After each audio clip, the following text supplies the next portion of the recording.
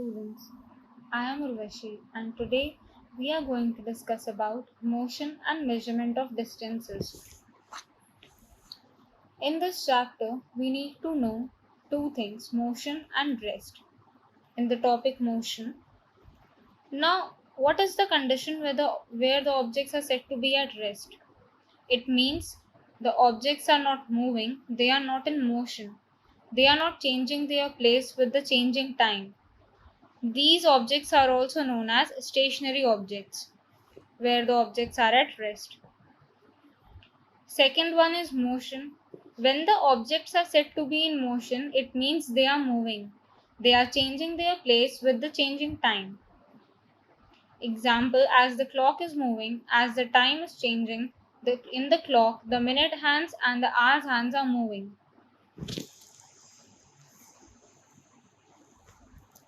Our next topic is types of motion.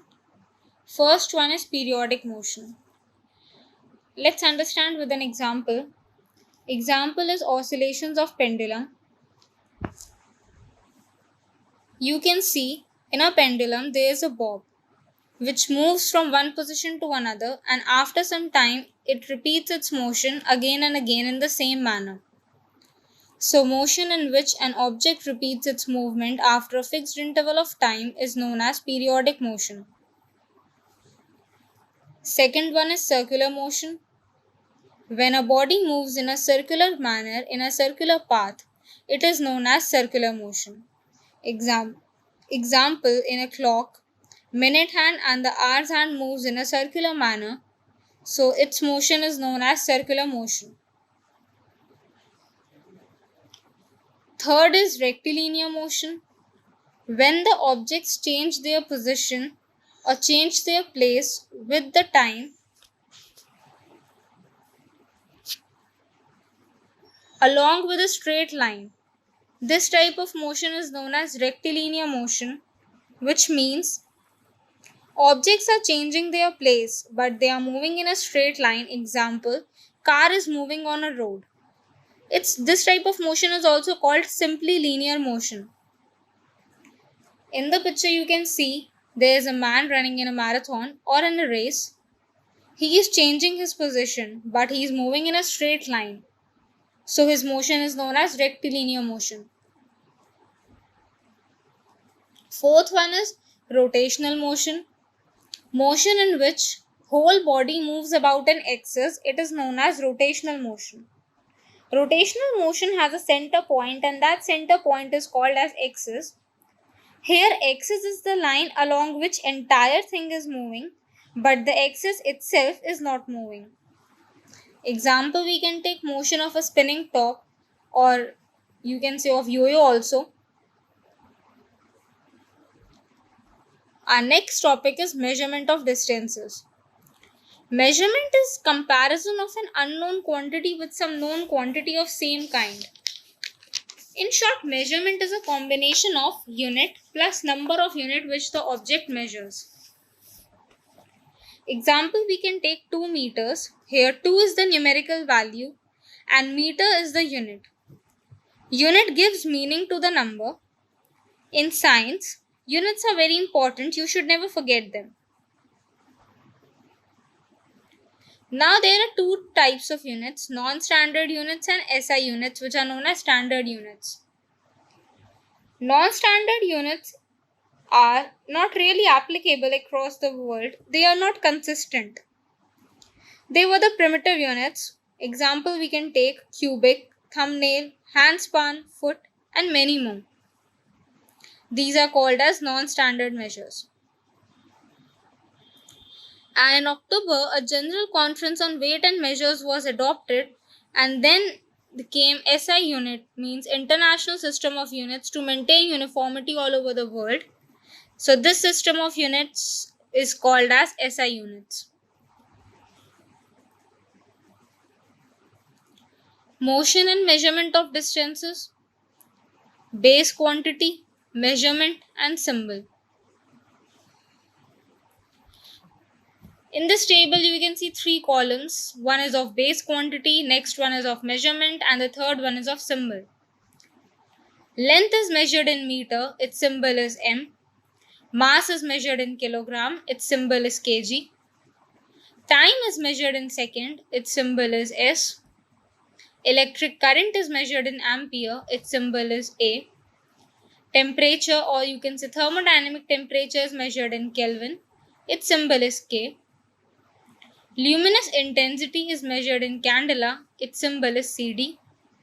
Amount of substance is measured in mole, its symbol is mol.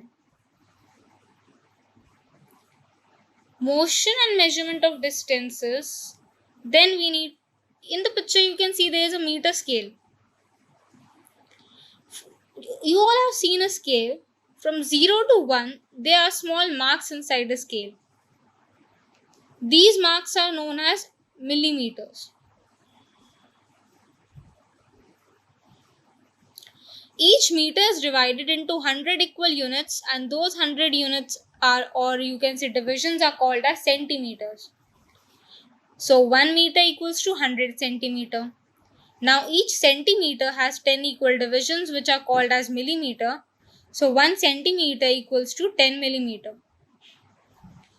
For measuring small distances, meter is a convenient unit. We can use meter to measure small distances.